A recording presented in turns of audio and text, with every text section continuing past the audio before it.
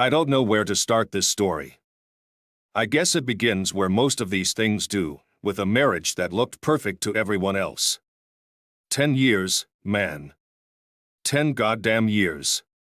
People used to look at us and say, "You two are so lucky to have found each other," or, "You're the perfect couple." Yeah, perfect on the surface, but underneath?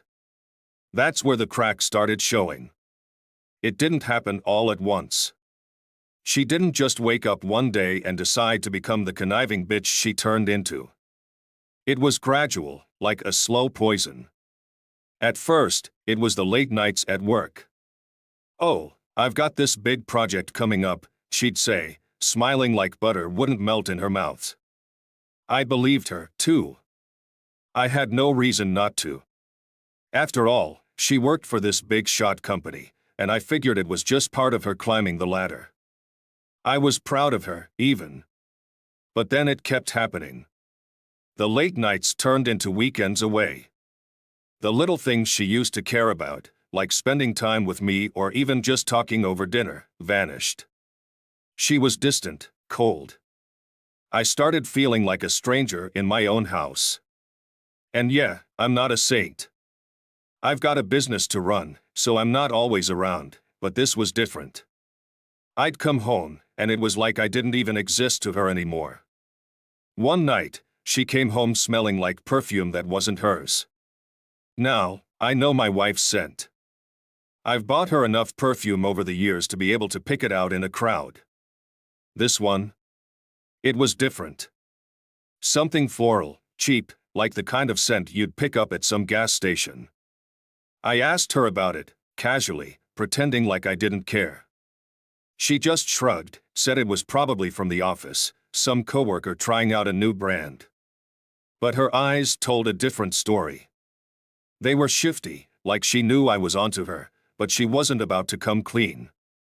That night, I couldn't sleep. My gut told me something was off, but I wasn't ready to admit what that something was. I didn't want to think my wife was cheating. We had a decade together. We'd built a life, a house, a future. But the doubt kept gnawing at me. I started paying more attention after that. I'm a businessman, I know how to spot patterns, and what I was seeing didn't add up. Calls she wouldn't take in front of me. Text messages that made her smile, but she never let me see who they were from. I told myself I was paranoid. I wanted to believe that this was just a rough patch, that things would get better. Then came the business trip. A week away, just her and some of her colleagues. That's what she told me, anyway. The night before she left, we had one of our biggest fights. I don't even remember how it started, but it ended with her screaming in my face that I didn't trust her, that I was suffocating her, that maybe we needed space. Space. That word hit me like a truck. I knew what space meant. It wasn't the first time I'd heard it from someone whose marriage was on the brink. After she left, I did what any suspicious husband would do. I hired a private investigator. Yeah, I know, it sounds extreme, but when your gut is screaming at you that something's wrong, you do what you've got to do. A guy I knew from my business circles put me in touch with someone discreet, someone who could find out what the hell was really going on.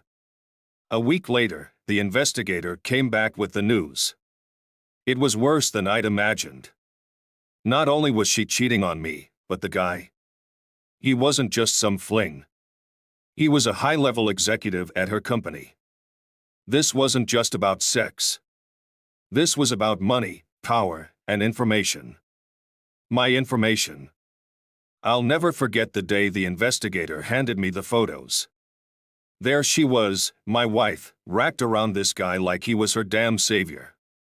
And him? I knew him. Hell, we'd met at a few business events. Shook his hand. All the while, he was screwing my wife and bleeding my company dry. Turns out, she was feeding him confidential information. Details about upcoming deals, strategies, everything he needed to cripple my business from the inside. She was part of some corporate espionage shit, and I was the idiot funding it. I didn't confront her right away. No, that would have been too easy. I needed to gather more.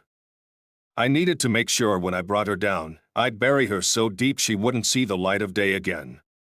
So, I started recording everything, our conversations, her phone calls, anything that could be used as evidence.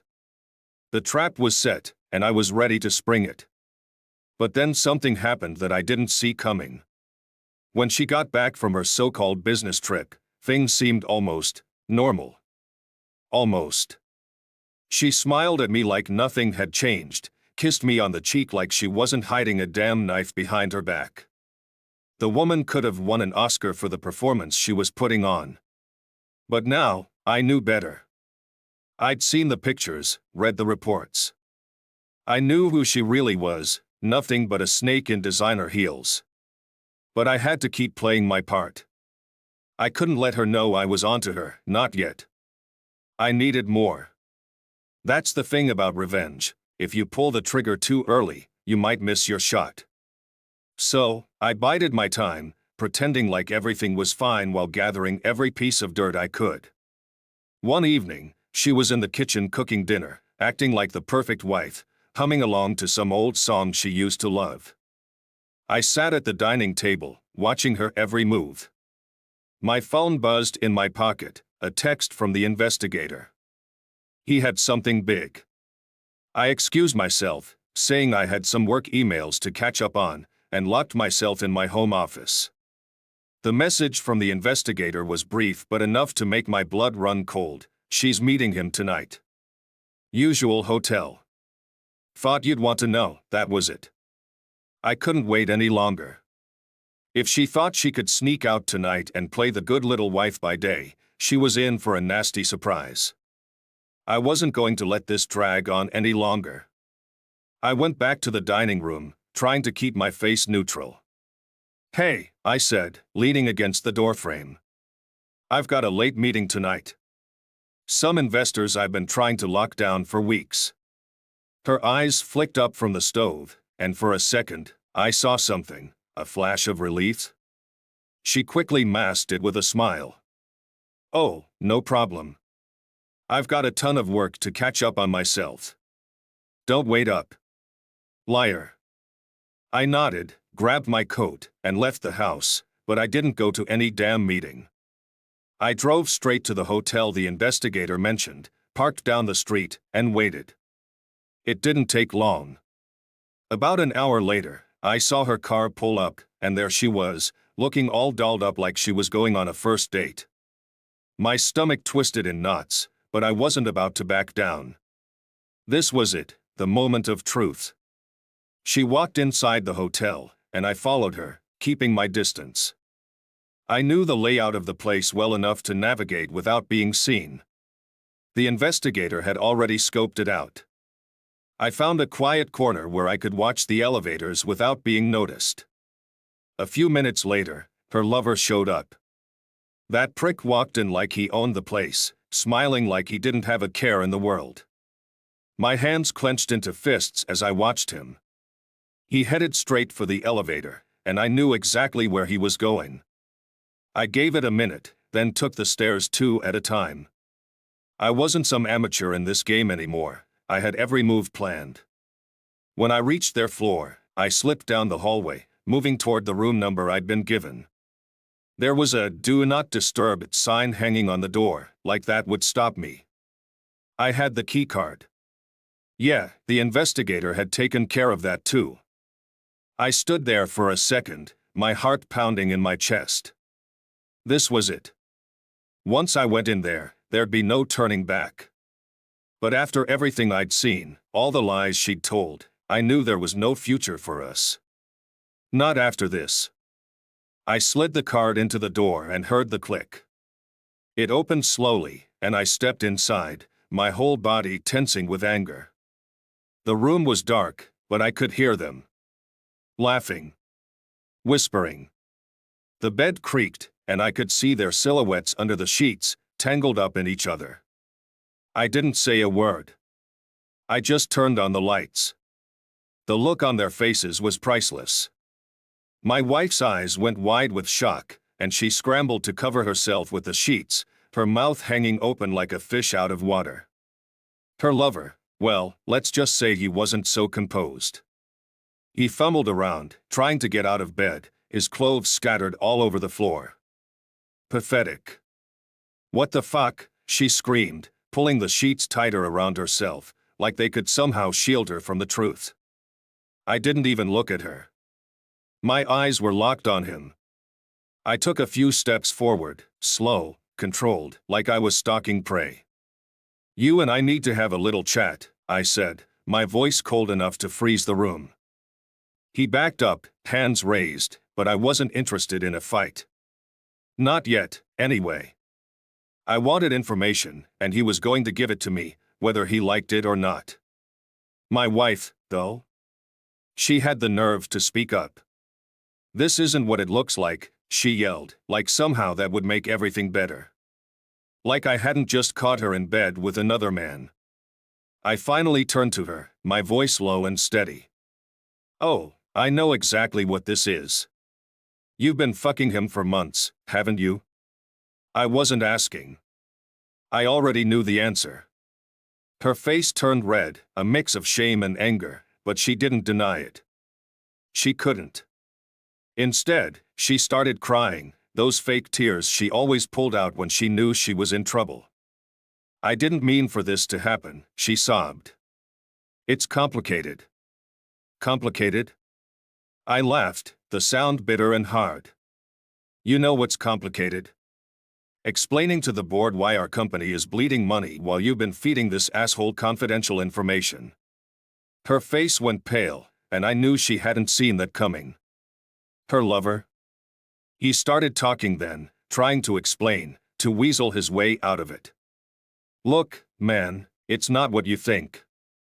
This is just business," I cut him off. "Business? You think screwing my wife and stealing from my company is just business?" I could see the panic in his eyes. Good. He should be scared. I had him exactly where I wanted him. But this wasn't over, not by a long shot. I'd come there for revenge, but I wasn't going to destroy them just yet. No, I had something else in mind. Something that would make them both wish they'd never crossed me. But just as I was about to lay out my plan, something unexpected happened, something I hadn't planned for. My wife smiled. It was small, barely there, but I saw it. That twisted, knowing smile that told me I wasn't the only one with a game to play. She wasn't just some pawn in this, she had a plan too. And that's when I realized this wasn't going to end the way I thought it would. This was just the beginning. That smile haunted me. It was the kind of smile that told you there was something darker lurking underneath, something I hadn't seen coming. In that moment, I knew I'd underestimated her. I thought I was the one pulling the strings, setting the trap, but it turns out, she had been playing her own game all along. I couldn't show her that she'd rattled me. I kept my expression cold, my voice controlled. "You think this is funny, Lisa? You think you can just smile your way out of this?" She wiped the fake tears from her face and sat up straighter, the sheet still wrapped around her. "Oh, honey," she said in that sickly sweet tone, "you think you're so smart, don't you? Like you've got everything figured out." Her lover, let's call him Brad because that's what he looked like, a smug, overconfident Brad, was standing there, still half-naked and completely useless. He was too busy trying to figure out if I was about to punch him in the face to notice the shift in the room. I looked between the two of them, my mind racing. What was she planning? What the hell was her endgame here? I'd expected her to beg, to plead for forgiveness. But this? This was something else. I took a step closer to the bed, crossing my arms. "You're a cheat, a liar, and a thief, Lisa. What's your plan here? Because I guarantee it's not going to end the way you think it will." She let out a dry laugh. "You always did think you were smarter than everyone, didn't you? That's what I always hated about you, you know. So smug. So sure of yourself. Well, guess what? You don't have all the cards. I do. I clenched my jaw, trying to keep my anger in check. What the hell are you talking about? Lisa shifted her eyes to Brad, who looked like he wanted to disappear. Tell him, she said, her voice dripping with venom. Tell him what we've got. Brad finally found his voice, stammering like a deer in headlights. It's about your company, man. I turned to him, my fists balled at my sides. Spit it out before I lose what little patience I have left. We've been collecting intel, Brad muttered, his eyes darting around the room like he was looking for an escape. About your deals. Your investors. Everything. And if you try to take us down, we'll release it. Your whole business will crumble. My head was spinning. I'd known she was feeding him information, but this was bigger than I thought. They weren't just siphoning off bits and pieces. They were building a bomb, waiting for the perfect moment to drop it. I turned back to Lisa, my voice deadly calm. You think I care about the company right now? You've already crossed a line you can't come back from. But she wasn't fazed. Not one bit. She leaned forward, that smile still playing on her lips. Oh, you'll care when you're ruined. When everything you've worked for goes up in flames because you couldn't keep your ego in check. I wanted to scream at her, wanted to tear that smug look off her face. But I knew if I lost it now, I'd lose the war. I had to think. She was daring me to react, to make a move that would set her plan in motion. But I wasn't going to play into her hands. I took a deep breath, forcing myself to stay calm. So, that's your play? Blackmail? You destroy my business, and what do you get out of it? She shrugged, her expression cold. Freedom. Control. I'll walk away with enough to start over, and you'll be left picking up the pieces of your precious empire. Or maybe not. Maybe you'll end up with nothing. I couldn't believe what I was hearing.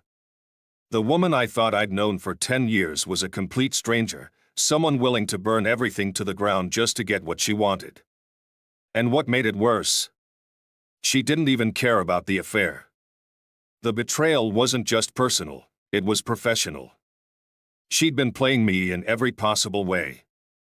Brad finally piped up again, probably realizing his silence was making things worse. Look, man, this doesn't have to get ugly. We can make a deal. We take a cut, and we all walk away clean. No need for anyone to get hurt. I laughed, but it wasn't a laugh of humor. It was bitter, full of rage. You think I'm just going to let you blackmail me? Walk away with my money and my wife's? Lisa's eyes flashed. You don't have a choice. Either you play ball, or we take everything from you. Your company, your reputation, it all goes down. And don't think you can stop us. We've got connections. Powerful ones. Now, I was starting to see the full picture. This wasn't just about them screwing around behind my back. They had leverage, they had people backing them, and they were prepared to ruin me to get what they wanted. I needed to be smarter, faster, and one step ahead if I was going to survive this. I stared at Lisa, my mind working overtime. You've thought of everything, haven't you? Every angle, every way out. She tilted her head, smirking. You're not the only one who knows how to play dirty, sweetheart. I took a step back, pacing the room, my thoughts racing. I had evidence, enough to ruin them both if I played it right. The recordings, the photos, the financial documents I'd been gathering. But if they had as much on me as they claimed, it wasn't going to be an easy fight. This wasn't just about proving she was unfaithful. It was about dismantling a conspiracy. That's when it hit me. They weren't just screwing with my company. They were part of something bigger, some kind of corporate sabotage scheme, a web of corruption that went deeper than I'd imagined. All right, I said slowly, turning back to face them. You want to play this game? Fine. But let me tell you one thing. You may think you've got me cornered, but you don't know what I'm capable of. Lisa stood up, letting the sheet fall to the floor, her body completely exposed as if she didn't care anymore. And you don't know how far I'm willing to go, either. Brad was silent, frozen in place, probably realizing he was in way over his head. Lisa was the real mastermind here, and he was just along for the ride. But that didn't make him any less dangerous. I took one last look at the two of them, the people who had turned my life into a living hell, and I made a silent vow to myself. This wasn't over. Not by a long shot. You've made a mistake, I said quietly, my voice full of cold, hard resolve. You think you're in control, but I promise you, by the time I'm done, you'll both be begging for mercy.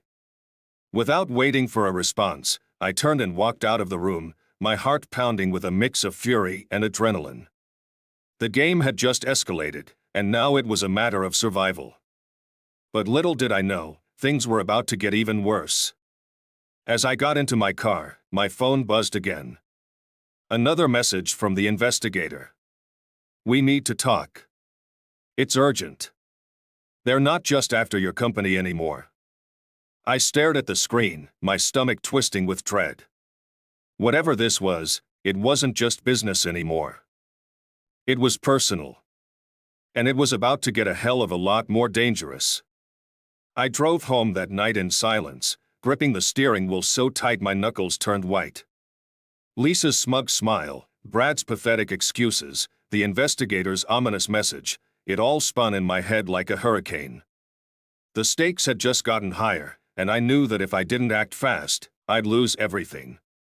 When I got home, Lisa was already there, sitting at the kitchen table like nothing had happened. She didn't even bother to look guilty. Her eyes followed me as I walked in, but she didn't say a word. We were past the point of shouting matches and screaming accusations.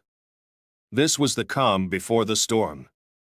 I poured myself a drink, my hands shaking just a little as I raised the glass to my lips. I had to keep my composure. I had to be smarter than her. We're done talking, I said, my voice low and even. From now on, I'll deal with my lawyer. Her eyes flashed with something, fear? Anger, but she kept her face neutral. You're making a mistake, she said softly. You're not going to win this. I turned away from her, not bothering to respond. I didn't need to. I had my own plan, and soon, she'd realized just how deep a hole she'd dug for herself. The next day, I met with the investigator in a small, dimly lit diner far from the city center.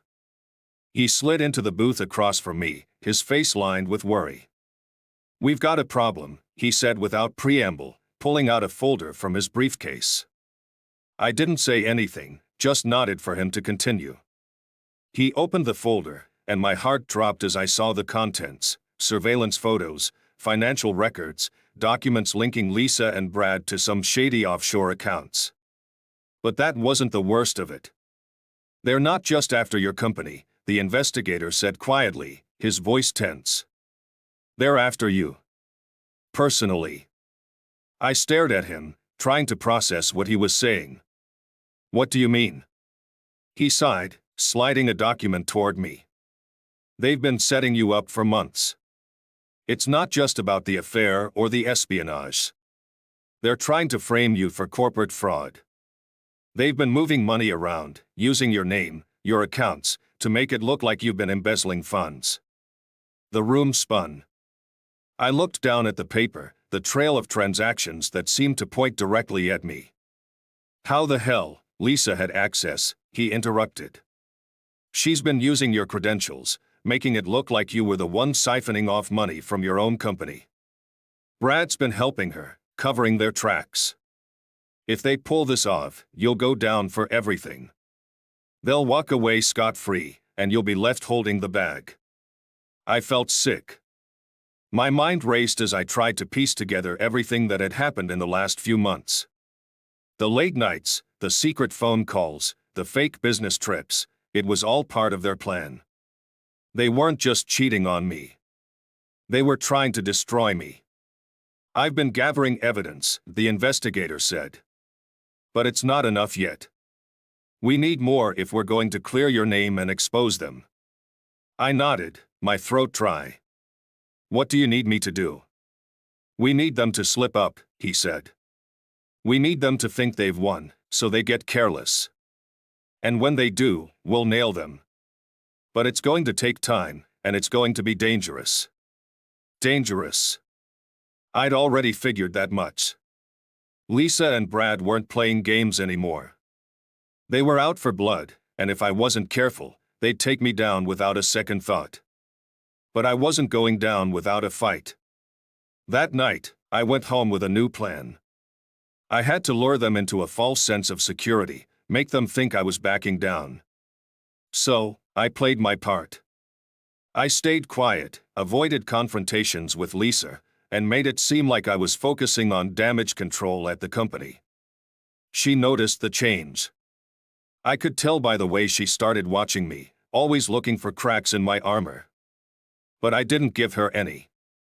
I went about my business, letting her believe that I was distracted by work, that I was too busy trying to salvage my company to pay attention to what she was up to. And then I set the trap. I arranged a fake meeting, one that would give Lisa and Brad exactly what they wanted, an opportunity to finalize their plan. I knew they'd be watching me closely, so I made sure the meeting looked legitimate, even going so far as to leave paperwork out on my desk that pointed to a deal I was supposedly working on. It was bait, and I knew they'd take it. Sure enough, 2 nights later, Lisa told me she had a late work meeting again. She didn't even try to hide her excitement. I let her go, knowing exactly where she was headed. I followed her to a luxury apartment downtown, the kind of place where deals are made behind closed doors. Brad was already there, and I watched from a distance as they entered the building together. I waited for the right moment, then slipped inside, using the access card the investigator had provided. The apartment was quiet, the lights dimmed. I crept down the hallway, listening for their voices. They were in the living room, huddled over a laptop, talking in hushed tones. "Are you sure this will work?" I heard Brad say. "He's been too quiet lately. It feels like a trap." Lisa laughed, her voice cold and sharp. "Don't worry. He's too busy trying to fix his precious company. He won't see this coming." I moved closer, just out of sight. I could see them now, sitting at the table, the laptop open between them. Brad looked nervous, but Lisa? She was in her element. I could see it in her eyes. She thought she'd won. She thought I was too distracted to notice the noose tightening around my neck. But this time, I was the one pulling the strings. I stepped into the room, and their heads snapped up in shock. Brad scrambled to his feet, but Lisa just sat there, staring at me with a mix of surprise and anger. "What the hell are you doing here?" she hissed, standing up and knocking the laptop off the table in her rush. I didn't say a word. I just smiled, a cold, hard smile that mirrored the one she'd given me days before. The trap had been sprung, and she had no idea just how deep she was in it. "I told you," I said, my voice low and steady. "You don't know what I'm capable of." Before either of them could react, I reached into my jacket and pulled out a small device, holding it up for them to see. Their eyes widened in horror as they realized what it was, a recording device. Every word they'd said, every plan they'd made, it was all there. I had them. Lisa's face went pale, and Brad looked like he was about to pass out. You can't do this," she stammered. "This is illegal." I chuckled, shaking my head. "Illegal? You've been committing corporate espionage, stealing from me, and setting me up to take the fall. You want to talk about illegal?" She stepped forward, her eyes blazing with fury. "You think you're so clever. But you won't get away with this. We've got people on our side, powerful people. You're playing with fire." I stepped closer, locking eyes with her. "You're right about one thing. I am playing with fire. But you're the one who's about to get burned." As the realization of what had just happened sank in, I turned and walked out, leaving them both standing there, stunned and speechless. The game wasn't over yet. But the tide had turned. And now, I was holding all the cards. The days after that night felt like a ticking time bomb. I knew I had the upper hand, but I wasn't naive enough to think Lisa and Brad wouldn't strike back. They were desperate now, cornered animals with everything to lose, and that made them dangerous. But I was ready. I moved quickly. First, I gave the evidence to my lawyer. The recordings, the documents, they were more than enough to start the legal proceedings. I'd spent months preparing for this, and now I had everything lined up. My lawyer was a shark, the kind of guy who wouldn't hesitate to tear them apart in court. He assured me that not only would I come out clean, but Lisa and Brad would be facing serious criminal charges for the espionage. The hardest part was waiting. I didn't tell Lisa anything. I didn't confront her, didn't give her the satisfaction of knowing how deep she was in. Every day, I watched her go through the motions, acting like everything was normal. She had no idea what was coming, and that gave me a sick sense of satisfaction. But just when I thought I had it all under control, things took a turn I didn't see coming. One evening, I got home late, after spending hours going over paperwork with my lawyer. The house was quiet, too quiet. The lights were off, and there was this strange, heavy feeling in the air. My instincts kicked in, something was wrong. I called out for Lisa, but there was no answer. My heart pounded as I moved through the house, searching for her. When I reached our bedroom, the door was slightly ajar, and I could hear her voice inside, low and urgent. I pushed the door open quietly, and what I saw nearly made my blood run cold. Lisa was on the phone, pacing the room, her face pale and tense. "I don't care how much it costs," she hissed. "Just make sure he's taken care of. I want this done before he can do anything."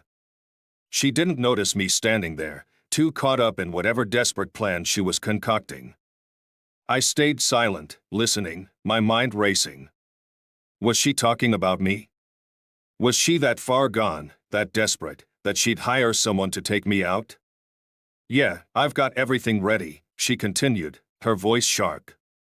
"Once he's out of the picture, we can move the funds, and no one will be able to trace it back to us.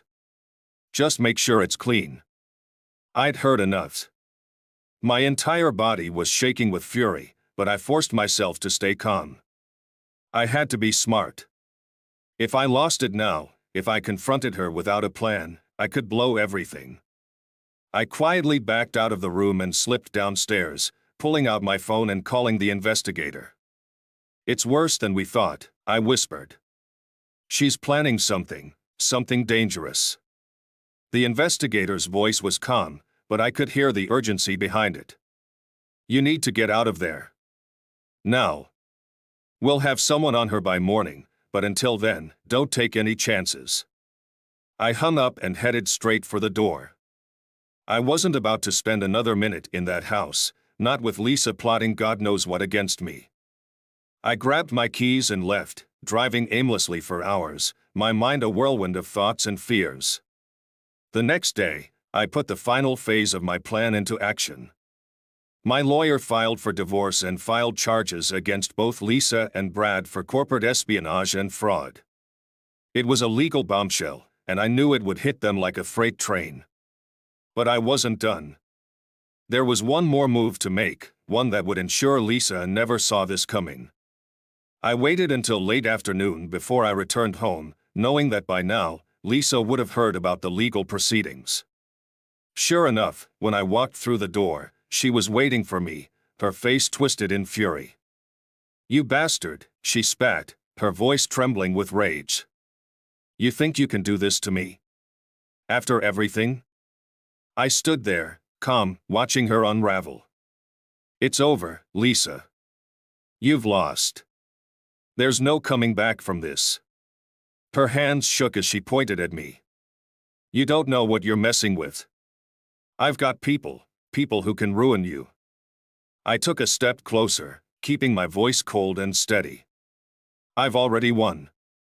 The evidence is out. Your little scheme with Brad. It's done. The authorities are involved, and there's nothing you can do to stop it. For the first time, I saw real fear flash across her face. She stumbled back, shaking her head. No, that's not true. I can fix this. I can, there's no fixing this, I interrupted. You've already destroyed everything. I gave you the chance to come clean, to admit what you'd done, but you chose to keep digging your own grave. She let out a strangled sob, her face pale as a ghost. You can't do this. You can't ruin me like this. I met her eyes, feeling nothing but cold detachment. You ruined yourself, Lisa. Just then, there was a knock at the door. Lisa jumped, her eyes darting toward the sound, panic written all over her face. That's for you, I said, stepping aside as two officers entered the room. You're under arrest, Lisa. She screamed then, a sound so full of fury and fear that it almost didn't seem real. The officers moved forward, and she backed away, fighting them off, but it was no use. Within moments, they had her in handcuffs, dragging her out of the house as she shouted curses at me. I stood there, watching her go, feeling nothing. The woman I'd spent over 10 years with, the woman I'd thought I'd build a life with, was gone. And I didn't care. Not anymore. It didn't take long for everything to fall apart after that. Lisa and Brad were both charged, their lives and careers in shambles. My company, though bruised, survived, and with the help of my legal team, I managed to clear my name. But the biggest victory wasn't legal or financial. It was personal. I'd survived. I'd outplayed them, and I'd come out the other side stronger. A few weeks later, I sat in my now empty house, a drink in hand, reflecting on everything that had happened. The betrayal, the lies, the games, it was all behind me now. But one thing kept nagging at me, one question I couldn't shake: how had I not seen it sooner? Maybe I'd been too trusting. Maybe I'd been blind to the person Lisa really was. But in the end, none of that mattered. I'd won. And she? She'd gotten exactly what she deserved. I raised my glass, toasting to the future. It wasn't the life I'd planned, but it was mine. And for the first time in a long time, I felt at peace.